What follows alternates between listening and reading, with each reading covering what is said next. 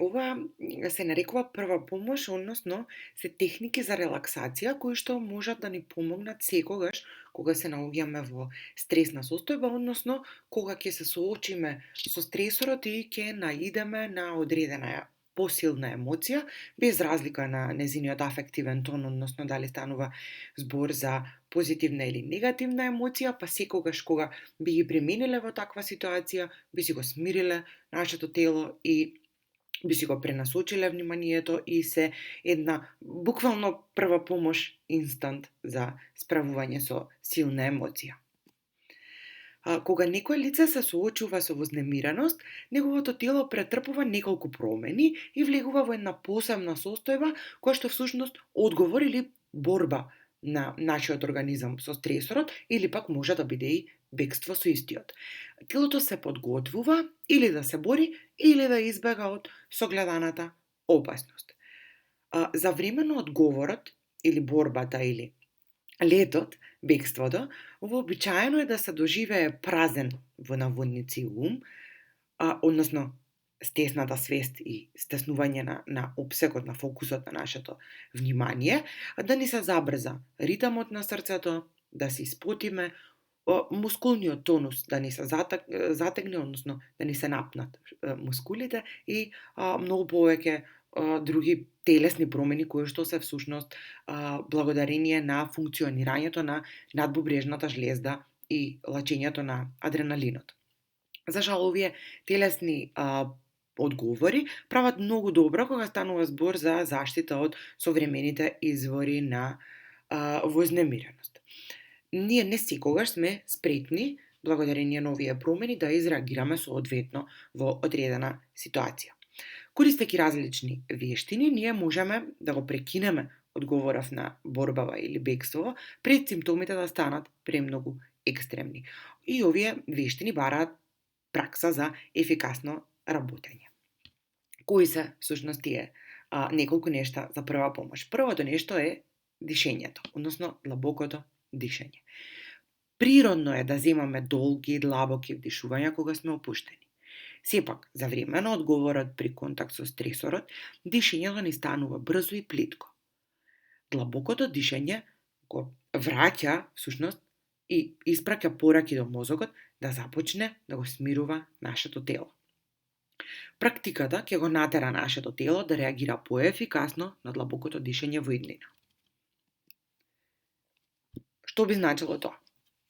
При состојба на контакт со стресор, би требало да го насочиме нашиот фокус, нашето внимание кон дишењето и првото што треба да го направиме е свесно да дишаме полека. Тоа можеме да го направиме на начин што би си броеле во себе и би се осигурале дека внатрешниот зив, односно империумот, трае најмалку 5 секунди вдишувањето. Трае најмалку 5 секунди. Убаво е во тој момент да се фокусираме и да обрнеме внимание на чувството на воздухот што ги исполнува нашите бели дробови, односно да станеме свесни како воздухот навлегува низ нашиот нос и ни ги полни белите дробови. Откако ќе вдишаме 5 секунди, го задржуваме здивот 5 до 10 секунди, повторно се фокусираме на броење и тука би било во ред ако дополнително си визуализираме бројки. Во тој момент не би сакале и би требало да избегнеме да се чувствуваме непријатно и потоа издишуваме најдобро е низ уста, но може и низ нос повторно неколку секунди. Овој процес го повторуваме само неколку пати, додека не се почувствуваме смирени, или, иако не секогаш ќе ни успее, па избегнуваме премногу да го повторуваме, за да не дојде до одредени промени на чувството на дишните патишта. Така да идеално би било 3 до 5 пати да го повториме ова техника за дишење. Следното што ние како медикамент за прва помош при соочување со стресорот е фантазијата. Размислете за некои од вашите омилени и најмалку омилени места. Би било во ред да го тргнеме нашиот фокус од стресорот и да размислиме, да се фокусираме и да се обидеме да се замислиме дека се наоѓаме на некое место. Нашиот мозок има способност да создава емоционални реакции целосно кои што се засновани на нашите мисли без разлика дали ние реално се во моментот телесно се наоѓаме на одредено место, нашиот мозок духовно има способност да извизуализираме дека се наоѓаме некаде каде што во тој момент би сакале да бидеме. Оваа техника се одвива на следниот начин. Би требало да бидеме сигурни дека сме никаде на тивко место, без премногу бучава или одвлекување на вниманието. Ке ни требаат неколку минути за да поминеме само тивко, низ нашиот ум и да си го представиме тоа место. И тоа место би било идеално доколку е некоја локација која што нас не смирува. Еве, некои примери се, например, на плажа, пешачење на планина, одмор дома со пријателите или играње со домашно милениче и така натака. Ке го земеме како ова би се одвивало во пракса доколку извизуализираме дека се наоѓаме на плажа. Насликате слика на смирувачко место во вашиот ум. Замислете го секој мал детал од плажата. Поминете низ секој од вашите сетила и замислете што би доживеале на ова релаксирачко место. Еве, например, прво со сетилото за вид. Го гледаме сонцето кое што е високо на небото, обкружени сме со бел песок. Нема друга личност наоколу, водата е зеленика осина. Брановите мирно се тркалаат, ги гледаме како удираат од океанот. Второто сетило, сетилото за слух, се фокусираме на звукот. Обидете се да ги визуализирате и да ги слушнете брановите.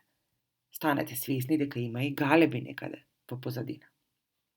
Под 3, сетилото за допир, почувствувајте топлината која што ја даваат сончевите зраци на вашиот грб, почувствувајте го и ветрето кое што не е ладно, но доволно го чувствуваме на нашата кожа.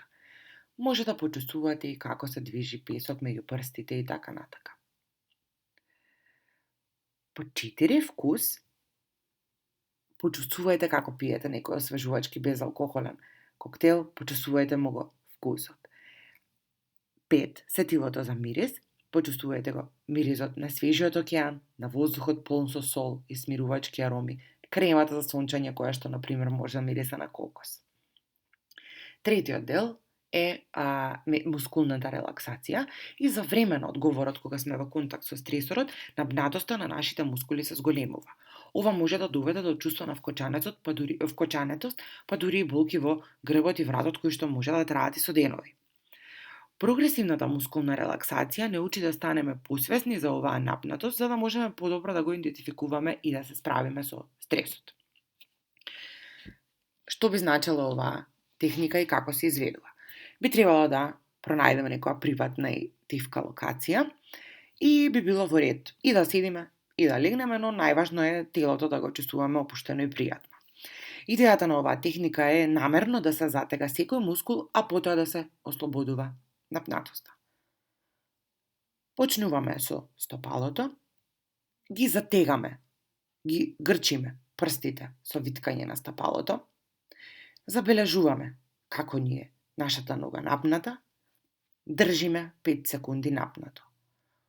Потоа нагло пуштаме и ја ослободуваме напнатоста од прстите. Оставете ги нека се релаксираат и забележете како прстите се чувствуваат поинаку отколку кога сме ја ослободиле напнатоста. Потоа затегнете ги мускулите на целото тело. Буквално секој мускул. Движете се од стопалото па нагоре. Листовите. Држете 5 секунди. Пуштете. Повторно станете свесни за разликата. Така направете. Следете ја оваа шема на затекнување и ослободување на напнатоста низ целото тело, откако ќе завршите со нозете, движете се нагоре низ торзото, рацете, вратот и главата. Ви посакувам пријатна прва помош при релаксација со стресорот.